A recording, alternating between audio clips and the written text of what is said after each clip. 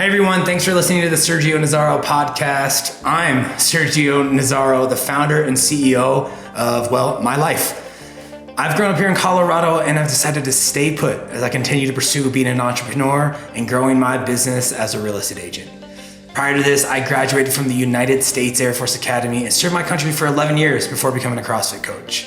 I have a lovely wife, Lizzie, and we are in the process of growing our family and living here in the Swans Lake neighborhood. For the last 2 years, I've committed to documenting my process in both my personal and professional life as a means of journaling, and hopefully helping others along the way. So listen in as I share the next chapter of my story.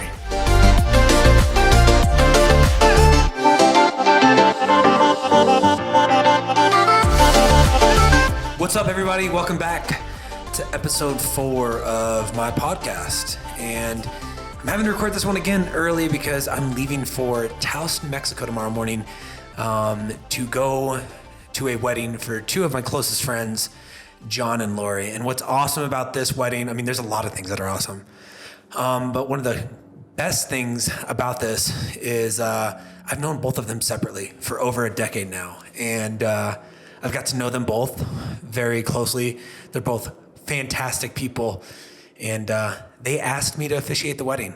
And so I've had to write a script and put everything together and get everything lined up to have that script, because I get to stand up in front of their guests and I get to marry 2 amazing people this weekend.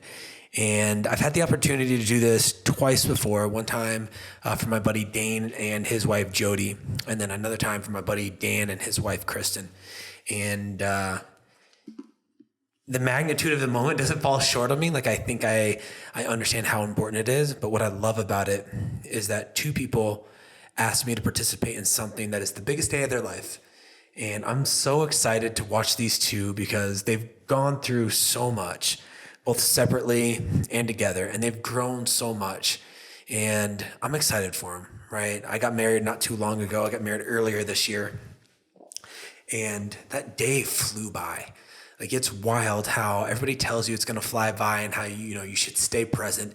And then until you get there, you don't realize how fast that day truly goes by. And so I'm definitely going to have a moment in there to remind them to pause and to look out into the crowd and to take a few deep breaths. But I'm so excited for these 2, and I'm so blessed to have this opportunity to do it for them. The nerves are a little high, but you know what? This is a cool opportunity, and I'm stoked about it.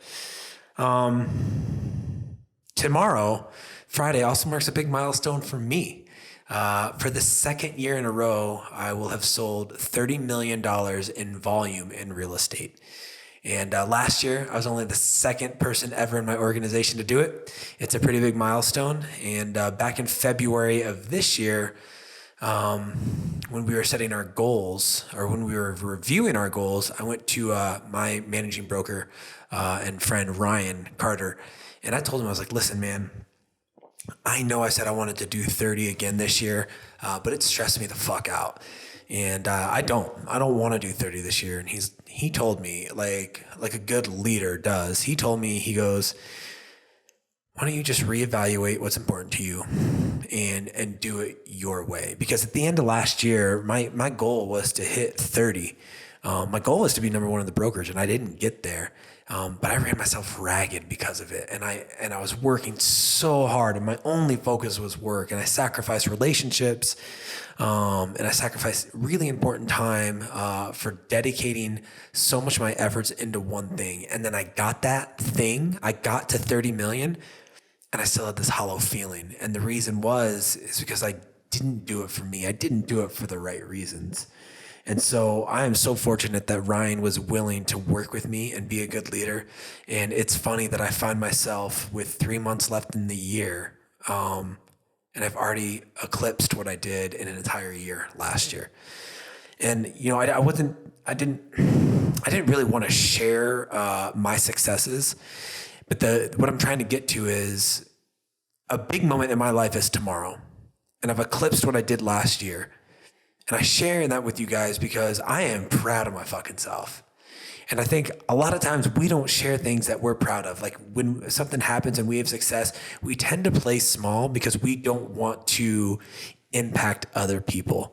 And I've had a coach in Kevin Ward that told me that my responsibility as an individual is to elevate the level of consciousness in every room that I walk into. And by not living into my fullest, by not playing big, and by not sharing my successes, I am giving other people the right to do it themselves, to live small, to protect themselves, to not live into who they truly are. And I think we should be proud of ourselves in our successes, and we should give ourselves some time to celebrate those, and we should share those with people.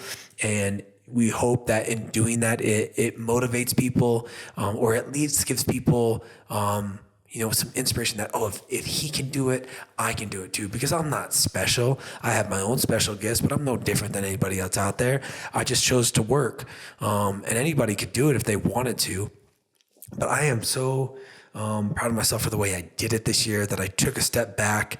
I reevaluated my priorities. I made my fun in my life and my family and my relationships my focus this year, and I've had a blast. And I think when we can get aligned with like all dimensions of our lives, it's funny how everything starts to elevate itself. And because I refocused on the things that were important to me, and I was in true alignment with myself, my business took off. And I am so grateful for all of my clients out there that gave me the opportunity to help them.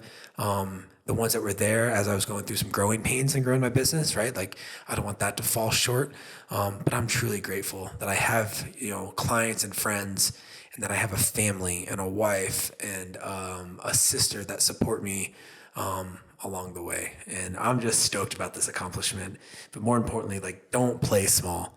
If you do something, be proud of what you've done, and don't be afraid to share it.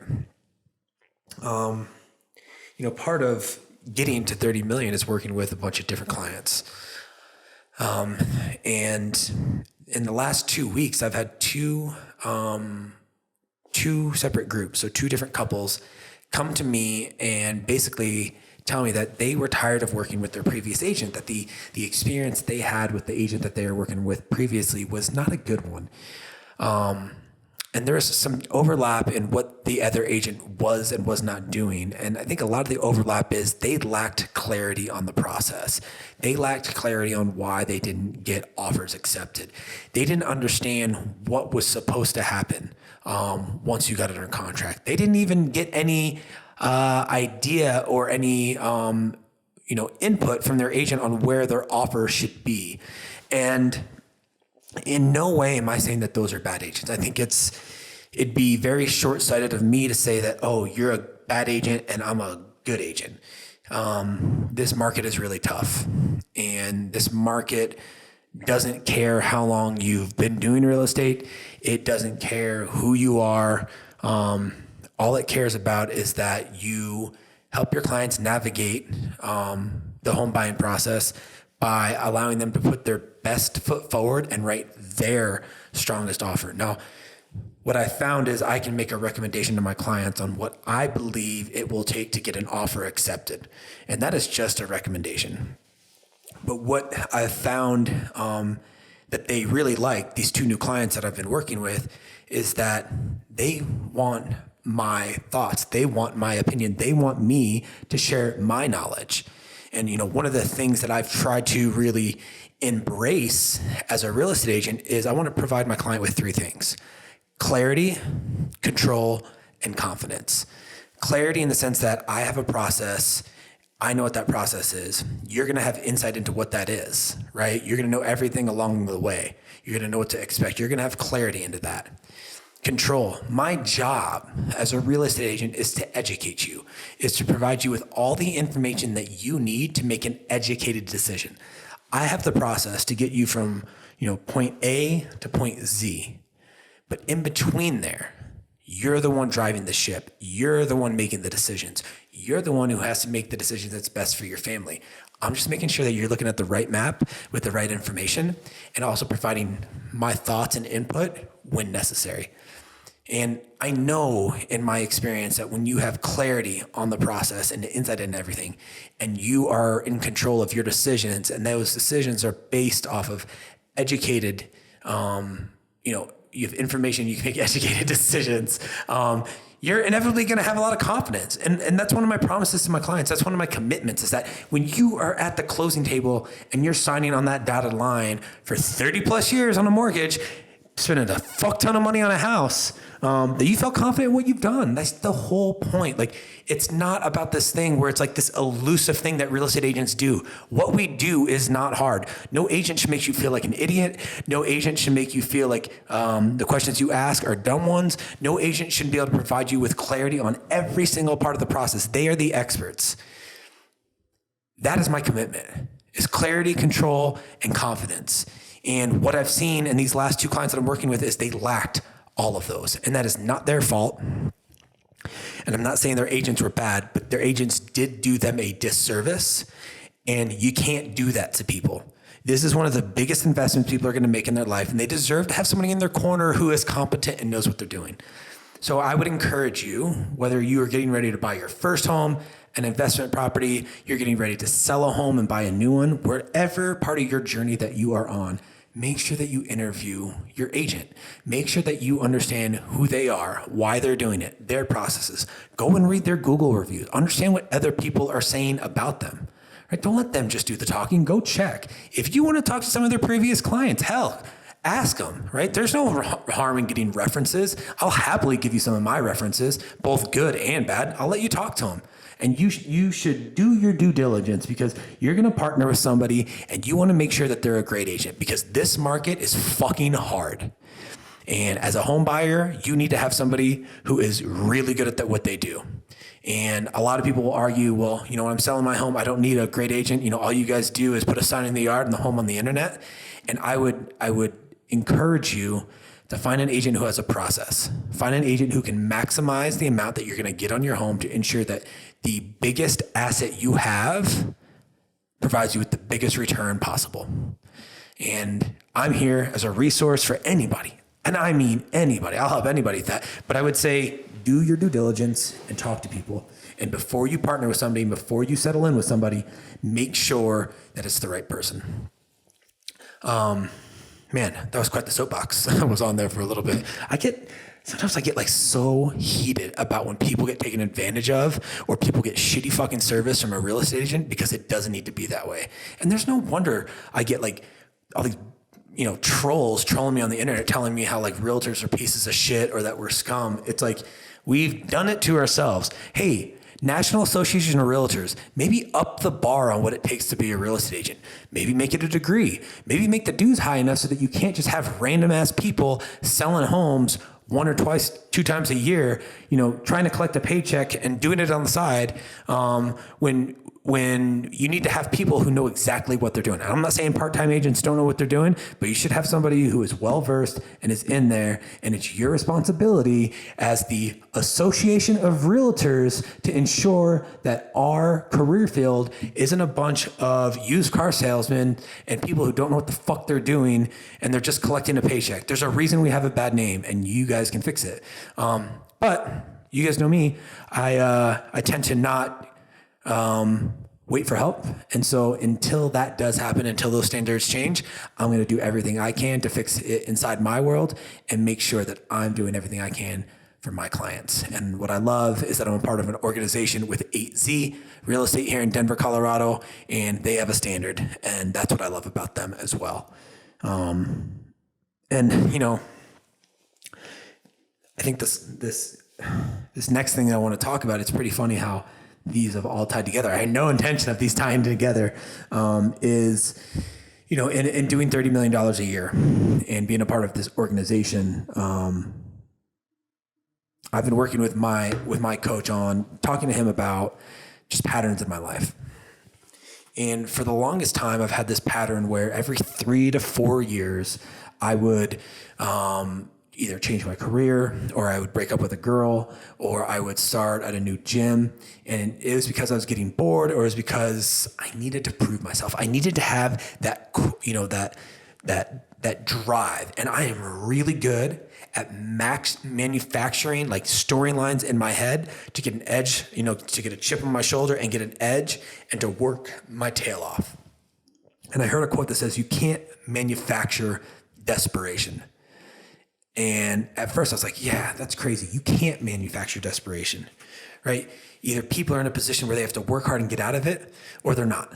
And I believe that I've been given a gift that I am really good when I am operating out of lack. I am really good when my back is against the wall and I have to fight my way out. I am really good when, I have to get to know somebody and prove myself. And what I love is that obviously Lizzie broke that. We're together and we're married, and I love that. But I've become a master of lack. I've become a master of, right? You put me on the ground, I'll fight my way out, and then I will make sure that you never fucking do it again, because I'll prove to you why I'm the best. But that's not healthy. And it's something that I've recognized in my life, and something that I'm stoked to work on and explore. It's so cool to explore. And where I feel like I'm at is I'm leaving this life where I've built a lot of my business and my life out of lack, and I'm transitioning into a life out of abundance. And I talked a little bit about this in my previous episode, but I'm moving to a level of abundance where I'm doing things for myself. But in that space in between lack and that space in between abundance, as I'm transitioning over, is scary as shit, because I'm leaving what's familiar and I'm going to something that I know will serve me well, that I know will allow me to progress and become better at what I do, allow me to live a life of fulfillment, a life of love, and a life of something that I'm extremely proud of. And I felt that this year in, hitting that $30 million mark. But there's a lot of lack in there too. And I think that's what drives me. And what I love is that I can put that on a shelf. And that I know that if I ever find myself in a position where I have to prove myself, or if I have to fight my way out, I'm going to be able to. But I know that on the other side of that, living in that abundance, right, and living on that, I truthfully think that that's where my true alignment will come. And I know that when I'm there, scratch that. I know on my venture to get there and my continuous exploration of that is going to be an exciting journey, and I'm excited to see where it comes. And I'm so grateful for all the lack that I've had, because that's allowed me to build and grow. But I'm excited to see what the next chapter starts. That's the end of this episode. Got my unofficial sponsor here. What is this? It's a Hydro Flask. They don't even know that they're my sponsor. Sometimes when I get uncomfortable talking about things, I make jokes. So that's why that ended pretty abruptly. But I do appreciate you guys tuning in and listening to this. It does mean a lot. If you have time, please leave a review. I don't know how many stars there are, but click on the most stars. I don't even know if people are looking at that these days, but it helps a ton from what I've heard. And until next time, take care, y'all, and I will talk to you soon. Peace.